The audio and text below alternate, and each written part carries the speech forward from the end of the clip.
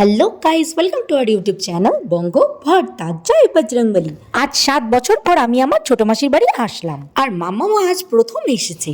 তাই মাসি আবার মাম্মামের জন্য সারপ্রাইজও রেডি করে রেখেছে। দেখো না, ঘরে ঢুকতেই এতগুলো চকলেট, কেক, লেস। মাম্মাম সারপ্রাইজ পেয়ে কি খুশি হয়েছে।